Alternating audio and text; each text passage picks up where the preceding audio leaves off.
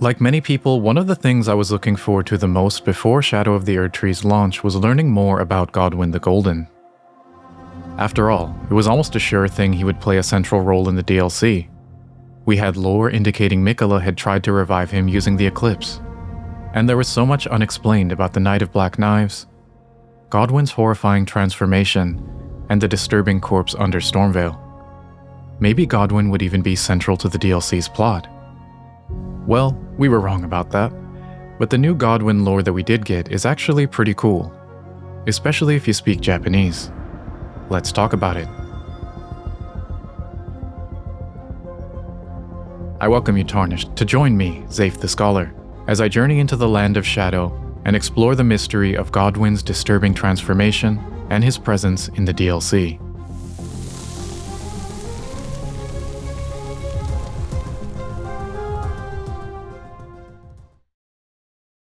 But before we get into all the details, I'd first like to shout out this video's sponsor, Witcher.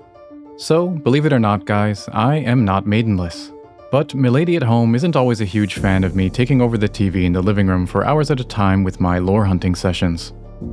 So when Witcher reached out to me about trying a pair of their Witcher Pro XR glasses, the timing honestly couldn't have been better. And I have to say, these things work great.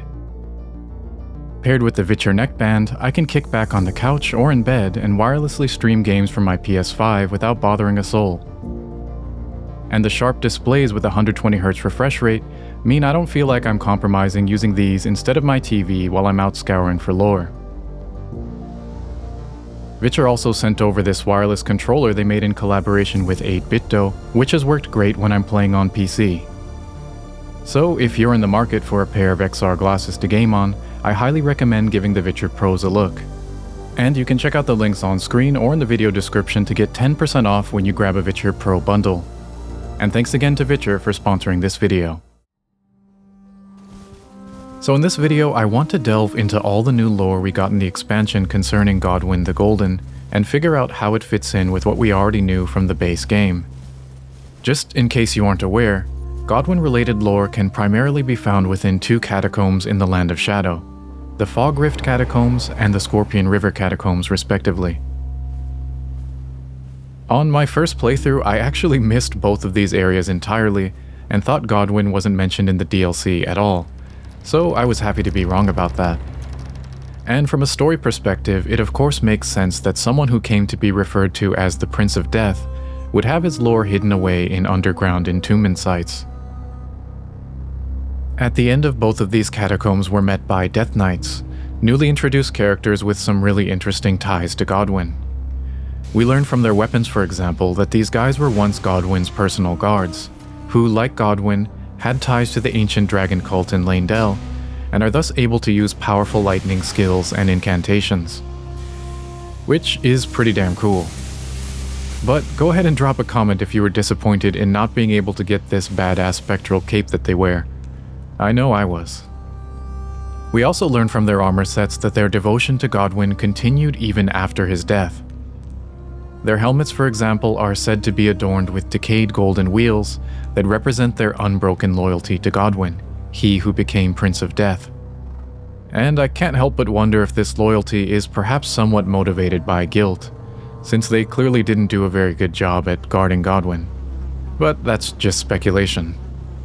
But I think we can safely say that these wheel motifs are likely a reference to the circular centipede curse mark that should have branded Godwyn upon the complete death of his soul and body on the Knight of Black Knives, if not for Ranni's intervention. Instead, Godwyn received only a half curse mark, perishing in soul alone, with his body left behind as an empty husk. We of course see the horrifying results of this incomplete death when we eventually find Godwyn's corpse in the Erdtree's roots in the Deeproot Depths under Leyndell, where he's mutated into a truly disturbing and unrecognizable form that is spreading pestilence throughout the lands between via Deathroot. We find masses of Deathroot throughout the base game in catacombs and places like Summonwater Village, where it is spreading uncontrollably and even forming eyes, much like the roots near Godwyn's corpse, albeit on a slightly smaller scale. But this is of course not the only place we see Godwyn manifest. We also find a strange corpse that has a very similar face to Godwyn in the basement of Stormveil Castle, I talk a lot more about this corpse, Godwyn, and Stormveil in this video in the card, but the short version is that although the most popular theory for how this corpse got here is that it spread via Deathroot, it's a bit strange that there's no Deathroot around Stormveil or this corpse at all. I argue that this lack of Deathroot combined with Roger's description of the corpse as a sacred relic of the Black Knives plot might suggest that it was perhaps once a much smaller piece of Godwyn's body that was actually physically transported to Stormveil rather than something that sprouted via Deathroot. And interestingly, in the Land of Shadow catacombs, we find some further evidence to support this idea, since the Golden Death Knights guard two very similar visages of Godwyn, and were actually given some explicit information regarding what they are. The Death Knight set description states, "These knights, once Godwyn's personal guard, quested to find their transfigured master's cadaver surrogate for the coming age of the Duskborn." So we can infer that these creepy Godwyn-like faces are called cadaver surrogates, which sounds pretty cool, but is also pretty cryptic. What does cadaver surrogate even mean? A cadaver is of course another word for a dead body, and a surrogate is something like a substitute, something that can be used in the place of something else. So does this perhaps suggest then that Godwyn's followers plan to let Fia lay with one of these surrogates in the event that Godwyn's real corpse in Lane Dell couldn't be found or accessed? Seriously though, if you guys have any other thoughts or interpretations of what cadaver surrogate might mean, go ahead and let me know in the comments. But since I was feeling unsatisfied with the English text, I started to wonder, what does the Japanese text have to say about all this? The Japanese description reads, かつてゴッドウィンのこの絵であった騎士たちは変わり果てた主の分け身の袋を探し求めた。来たるべき暗き者たちの時代のために。So honestly, for the most part, I would say the translation is pretty great, and stays true to what was in the original text, but with one major difference. The Japanese doesn't mention anything about a surrogate or replacement at all. Instead of surrogate, the word wakemi is used. And I argue that this is pretty significant. The word wakemi is made up of two parts. The first half being wakeru, which is used to describe dividing or separating a larger whole into pieces or parts. And the second half is mi, meaning body, meat, or flesh. Now, I fully sympathize with the localization team here, because wakemi is actually not a standard word that's found in dictionaries, but instead is a novel word made up by Miyazaki and FromSoft. And this means that coming up with a translation that doesn't sound weird, while still retaining the nuance of the Japanese, can be quite challenging. But after consulting with some native Japanese-speaking Elden Ring fans, I would propose that the following is a more accurate translation than what we got. These knights, once Godwyn's personal guard, quested to find the separated pieces of their transfigured master's corpse for the coming age of the Duskborn. Now, I have no idea why the translators inserted the word surrogate where there was nothing to suggest it before, but I can't discount the possibility that they had access to some additional information that I don't. It's fully possible that they arrived at the word surrogate after consulting with the JP FromSoft team about what the purpose of the corpses was. And I think it's interesting that both the English and Japanese have information that the other lacks. The English version mentions surrogacy, and the Japanese version mentions separation and division. Perhaps a happy medium then that gets closer to the truth might be to combine the information from both. These knights, once Godwyn's personal guard, quested to find the separated pieces of their transfigured master's corpse, to serve as a surrogate for the coming age of the Duskborn. In any case though, the Japanese implies that these wakemi were at one point part of Godwyn's main body, but were separated. By who or for what specific reason is left up to the imagination. And I'll also point out here that the word wakemi has actually been used only once before in Elden Ring to describe a somewhat similar situation. But in this case, the translation team decided to translate wakemi as offshoot. When pondering her relationship to Malenia, Millicent states, I am of Malenia's blood, but in what capacity I know not. I could be sister, daughter, or an offshoot. Whatever the case though, I am certain of a kinship between us. 実は私はマレニアの血縁のようなのだ。私が彼女の子なのか、妹なのか、あるいは分け身なのか、それはわからないけれど、確かに彼女との間に近親のつながりを感じるのだ。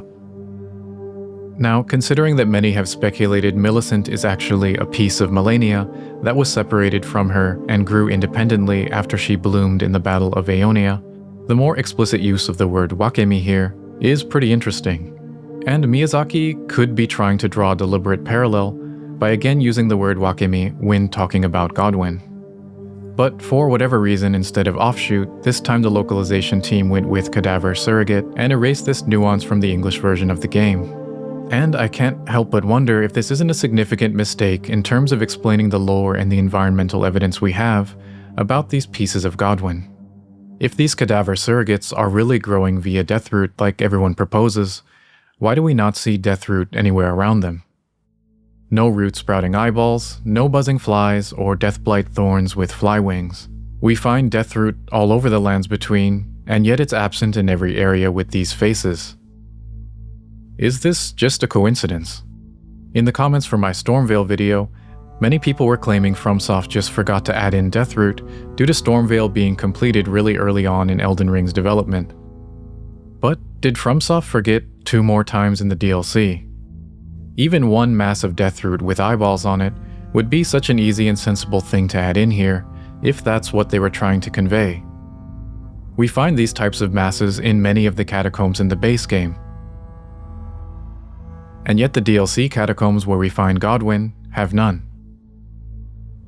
And speaking of eyeballs, despite one of the hallmarks of Deathroot being the appearance of Godwyn's eyes, all of the cadaver surrogates lack eyes, which to me would suggest separation from Godwyn's true body rather than connection. To be fair, unlike in Stormveil, we do at least see some tree roots here with the DLC corpses. So maybe Godwyn did spread through these roots even though there's no Deathroot or other signs of corruption. Definitely possible. But I would like to throw out an alternative theory and hear what you guys think. We know that the roots of the catacombs in general were sites of a practice called Erdtree burial, where we can find masses of human bodies that were offered to the roots to be absorbed. The roots near the cadaver surrogates in the DLC actually also have these masses of bodies in them.